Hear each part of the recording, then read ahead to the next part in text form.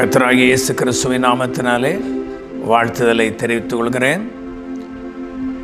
இந்த நிகழ்ச்சியின் மூலம் உங்களை சந்திப்பது மிக்க மகிழ்ச்சி. கர்த்தர் தாமே உங்களை ஆசீர்வதித்து உங்களை வாழ வைப்பாராக.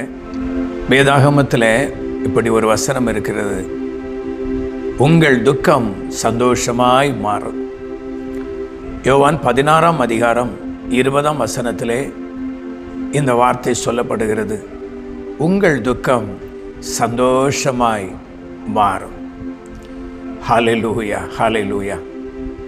இன்றைக்கு மனுஷனுடைய வாழ்க்கை முழுவதும் துக்கத்திலே வாழ்ந்து துக்கத்திலே மடிகிறான். துக்கத்திலே வாழ்ந்து துக்கத்திலே நித்திரைக்கு போகிறான். துக்கத்திலே நடந்து துக்கத்திலே வேலை செய்கிறதை அன்றாட வாழ்க்கையிலையும் ஒரு சமாதானம் இல்லாமல், உள்ளத்தில் ஒரு நிம்மதி இல்லாமல் மனுஷன் வாழ்ந்து கொண்டிருக்கிறான். அப்படிப்பட்ட வாழ்க்கையிலே மனுஷனை படைத்த தேவன் நமக்கு வாக்கு கொடுக்கிறார், உங்கள் துக்கம் சந்தோஷமாய் மாறும்.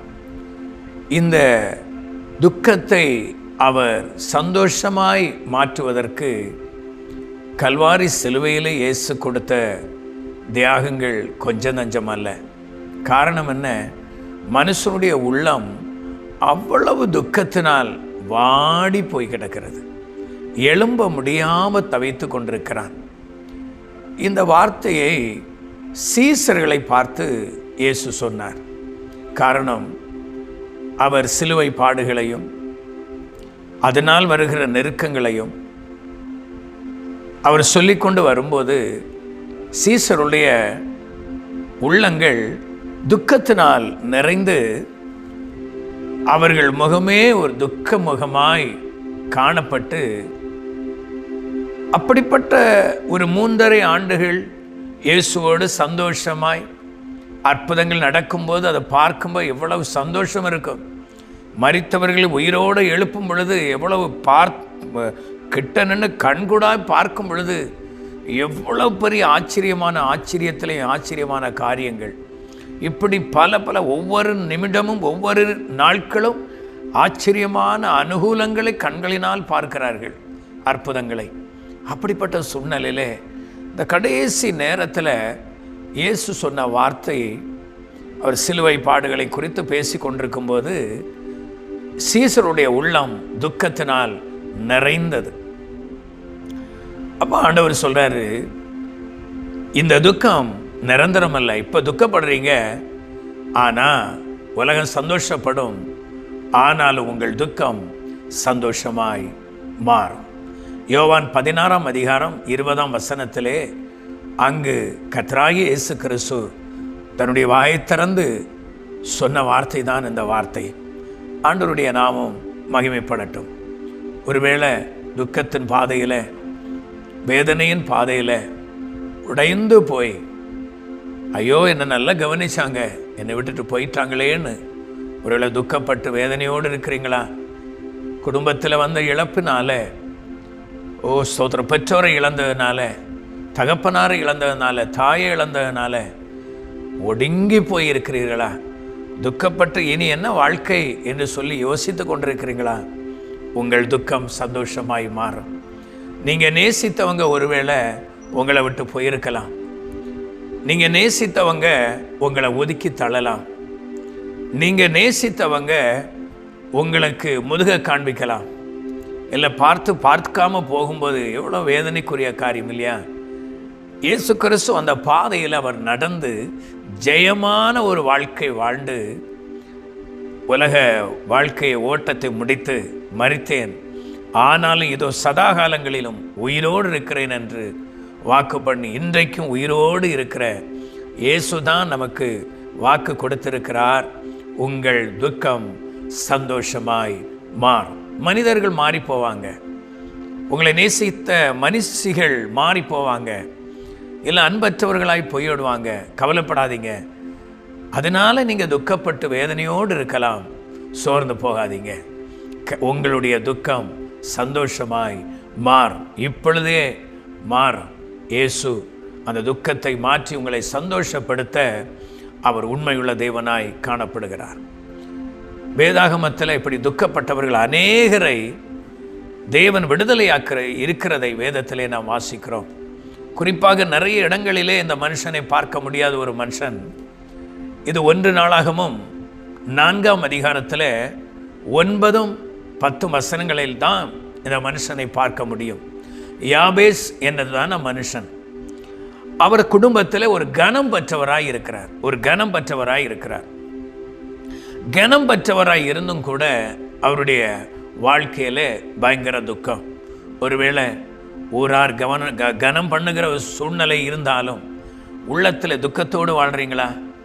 இல்லை உங்கள் குடும்பங்க உங்களை கனப்படுத்தினாலும் உள்ளத்தில் ஏதோ ஒரு துக்கம், இனம் புரியாத ஒரு துக்கம் உங்களை உடைத்து கொண்டிருக்கிறதா?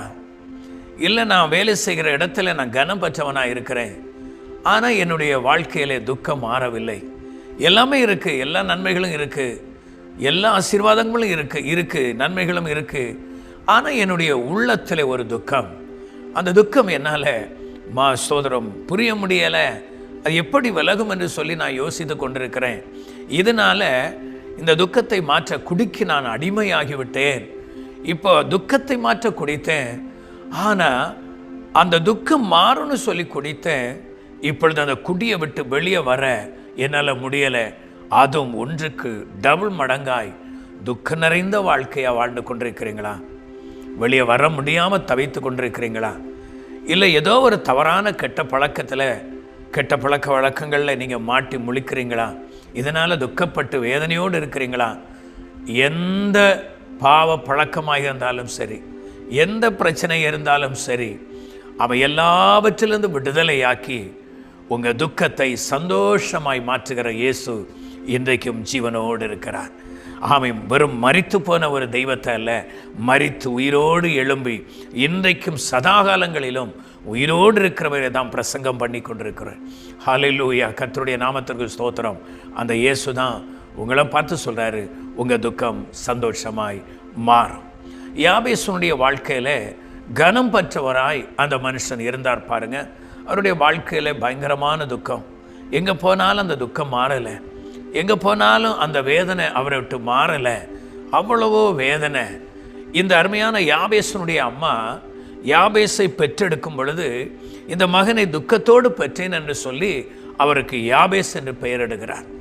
இந்த பெயருடைய அர்த்தமே துக்கத்தின் மகன். எங்கே போனாலும் துக்கம், எங்கே போனாலும் வேதனை. அந்த சூழ்நிலையில் இவர் காணப்படுகிறார். ஆனால் துக்கம் அவரை விட்டு நீங்கின பாடு இல்லை. பல முயற்சிகள் எடுத்திருக்கலாம். நீங்கள் எப்படி தான் முயற்சி எடுக்கிறீங்க இல்லையா? என் துக்கம் மாறணும்னு சொல்லி என்னென்னமோ முயற்சி எடுக்கிறீங்க, எல்லாம் தோற்று போய் இப்போ தடுமாறி கொண்டு இருக்கிற சூழ்நிலையா? பயப்படாதீங்க. நாங்கள் பிரசங்கிக்கிற இயேசு உங்கள் துக்கத்தை மாற்றி உங்களுக்கு சமாதானத்தை தர அவர் வல்லமுள்ள தேவனாய் இருக்கிறார்.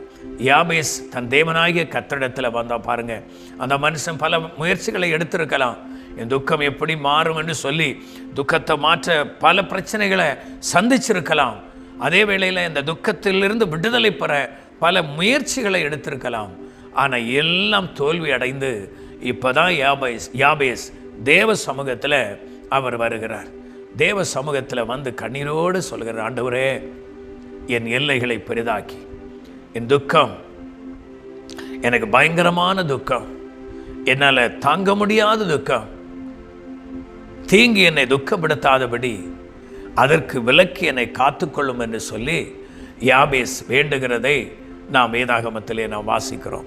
எனக்கு அன்பார்ந்த தேவ ஜனமே, 1 நாளாகமம் 4ஆம் அதிகாரம் 10வது வசனத்திலே நாம் பார்க்கிறோம். ஆகையினால் யாபேசுனுடைய ஜெபத்தை கேட்டு அவருடைய வாழ்க்கையில் இருந்த துக்கத்தை மாற்றின அதே இயேசு சீசருடைய வாழ்க்கையில் இருந்து துக்கத்தோடு கூட இருந்தாங்க. சீசர்கள் இயேசு கிறிஸ்துவினுடைய பாடுகளை குறித்து அவர் பேசும் பொழுது துக்கத்தோடு கூட காணப்பட்டார்கள். இயேசு உயிரோடு எழும்பி அவர்கள் துக்கத்தை மாற்றி தம்மை உயிரோடு இருக்கிறவராக அவர்களுக்கு காண்பித்து துக்கத்தை சந்தோஷமாய் மாற்றினார். ஆமென். யாபேசுனுடைய துக்கத்தை சந்தோஷமாய் மாற்றின கர்த்தர் இன்றைக்கு உங்கள் துக்கத்தை சந்தோஷமாய் மாற்றவர் வல்லமையுள்ள தேவனாய் இருக்கிறார். ஜெபிப்போமா? நிச்சயமாய் விசுவாசத்தோடு என்னோடு கூட இணைந்து நீங்கள் ஜெபிங்க. உங்கள் துக்கம் சந்தோஷமாய் மாறும். ஜெபிப்போம். அன்பின் ஆண்டவரே, பரலோக பிதாவே, இந்த அருமையான வேளையிலும் கர்த்தாவே, உங்கள் துக்கம் சந்தோஷமாய் மாறும் என்று சொல்லி வேதத்திலே நாங்கள் வாசித்து அறிகிறோம். அது ஜீவனுள்ள வார்த்தை. ஆமை, மனுஷனுடைய துக்கத்தை மாற்றி சந்தோஷப்படுத்துகிற வார்த்தை. இந்த வார்த்தையை கேட்டுக்கொண்டிருக்கிற, பார்த்து கொண்டிருக்கிற இவர்களுடைய துக்கங்கள் இயேசுவின் நாமத்தில் மாறட்டும். ஒருவேளை ஆண்டவரே உமக்கு ஸ்தோத்திரம், வேலை செய்த இடத்துல வந்ததான பிரச்சனையினால் துக்கப்பட்டு ஒடுங்கி இந்த வீட்டில் இந்த செய்தியை பார்த்து கொண்டிருக்கலாம். ஓ ஸ்தோத்திரம், என்னோடு கூட ஜெபிக்கிற இவர்கள் வாழ்க்கையில் ஒரு அற்புதம் நடக்கட்டும், ஒரு அதிசயம் நடக்கட்டும். கர்த்தருடைய கிரியை இவருடைய வாழ்க்கையில் வெளிப்படட்டும். துக்கத்தை சந்தோஷமாய் மாற்றும். ஆண்டவரே, ஸ்கூலில் வேலை செய்து விட்டு ஆண்டவரே ஸ்தோத்திரம், அப்பா உண்மையாய் உழைத்ததான என்னுடைய வாழ்க்கையில் இப்படி என்னுடைய ஸ்கூலில் இவ்வளவு துக்கப்படுத்தி விட்டார்களே என்று சொல்லி இந்த செய்தியை கேட்டுக்கொண்டிருக்கிற இவருடைய வாழ்க்கையிலே அந்த துக்கத்தை மாற்றி வெட்கப்பட்ட இடத்துல, துக்கப்பட்ட இடத்துல உம்முடைய மகளுடைய ஆண்டவரை தலையை உயர்த்துவீராக. கர்த்தர் ஒரு அற்புதத்தை ஒரு வாழ்க்கையில் செய்யும்படிக்கு ஜெபிக்கிறோம். உங்கள் துக்கம் சந்தோஷமாய் மாறும். ஹல்லேலூயா, ஹல்லேலூயா. தேவரீர் உமக்கு நன்றி அப்பா. ஆண்டவரை தொழில் செய்த இடத்துல வெட்கப்பட்டு வேதனையோடு துக்கத்தோடு வீட்டில் அடைக்கப்பட்ட ஒரு சூழ்நிலையில் காணப்பட்டு கொண்டிருக்கலாம். இவர்களுடைய துக்கத்தை மாற்றி சந்தோஷப்படுத்த தேவன் போதுமானவர் அல்லவா? ஒரு அற்புதத்தை செய்து உம்முடைய நாமத்தை நீர் மகிமைப்படுத்தும்படிக்கு ஜெபிக்கிறோம். இந்த வார்த்தையை கேட்டுக்கொண்டிருக்கிற, பார்த்து கொண்டிருக்கிற அப்பா, ஜெபிக்கிற இவர்கள் வாழ்க்கையில் ஒரு அற்புதங்கள் நடத்தி உம்முடைய வல்லமையை நீர் வெளிப்படுத்தி நீர் ஜீவனுள்ள தேவன் என்பதை காண உதவி செய்யும். ஆசீர்வதியும். நஸ்ரேயனாகிய இயேசுவே, இந்த குடும்பம் துக்கத்தில் வேதனையோடு கூட தடுமாறுகிறதாப்பா. அப்பா, வாடகை கொடுக்க முடியவில்லையே, ஐயோ என்ன செய்வேன், ஐயோ இந்த பணங்களை எப்படி செலுத்த முடியும் என்று சொல்லி துக்கப்பட்டு ஏங்குகிற இந்த அருமை குடும்பத்துக்கு ஒரு அற்புதத்தை செய்யும். அற்புதத்தை செய்து உம்முடைய நாமத்தை மகிமைப்படுத்தும். இயேசுவை அவர்கள் உறுதியாய் பற்றி கொள்வார்களாக தேவ கரத்திலே ஒப்பு கொடுக்கிறோம். வாழ்க்கை நடத்தை நிமித்தம் ஆண்டவரே வியாதியினால் தாக்கப்பட்டு ஓ ஸ்தோத்திரம் வேதனையோடு துக்கத்தோடு இந்த செய்தியை கேட்டுக்கொண்டிருக்கிற, பார்த்து கொண்டிருக்கிற இவர் வாழ்க்கையில் ஒரு அற்புதம் நடக்கட்டும். ஆண்டவர் அற்புதம் செய்து அவர்களை சந்தோஷப்படுத்தும் ஐயா. துக்கத்தை மாற்றி சந்தோஷப்படுத்தும், உற்சாகப்படுத்தும், ஆறுதல் படுத்தும், பலப்படுத்தும். ஜெபத்தை கேட்டு அப்படியே நீர் ஆசீர்வதிக்க நண்பர்க்காய் ஸ்தோத்திரம். இயேசு ரட்சகர் மூலம் ஜெபிக்கிறோம் ஜீவனுள்ள நல்ல பிதாவே. ஆமென், ஆமென், ஆமென். கர்த்தர் தாமே உங்களை ஆசீர்வதிப்பாராக. நிச்சயமாய் கர்த்தர் உங்கள் துக்கத்தை சந்தோஷமாய் மாற்றியிருக்கிறார். இன்னும் ஒரு இயேசுவை இரட்சகரத நிகழ்ச்சியின் மூலம் சந்திக்கும் வரையிலும் ஆண்டவருடைய பிரசன்னம், பாதுகாப்பு உங்களோடு கூட இருப்பதாக. ஆமென். நீங்கள் பெற்றுக்கொண்ட ஆசீர்வாதங்களை எங்களுக்கு தெரியப்படுத்த மறவாதிருங்கள்.